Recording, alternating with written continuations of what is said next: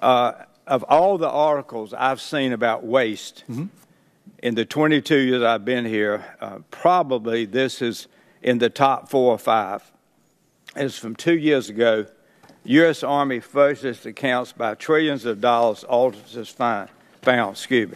The Defense Department Inspector General, in a June report 2 years ago, said the Army made a $2.8 trillion in wrongful adjustments to accounting entries in 1 quarter alone in 2015 and $6.5 trillion for the year. Yet the Army lacked receipts and invoices to support these numbers or simply make them up or simply made them up. This would be something I would think would be under your department's jurisdiction. So let me address that because that's a very important one.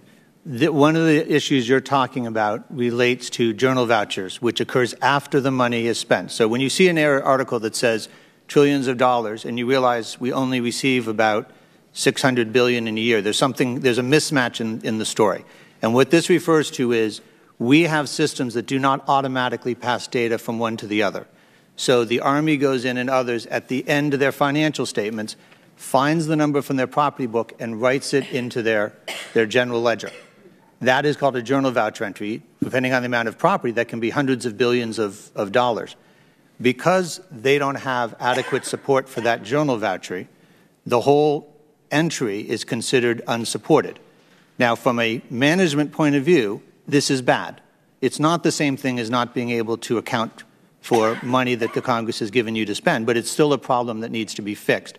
And part of that relates to systems that were built as stovepipes, and in the private sector, they'd all talk to each other. You wouldn't let them field a system that didn't automatically pass up its data. So we are addressing exactly that type of challenge, and one of my concerns is only by eliminating the types of ones that are just an entry issue can you find underlying issues that are hidden among inaccurate data.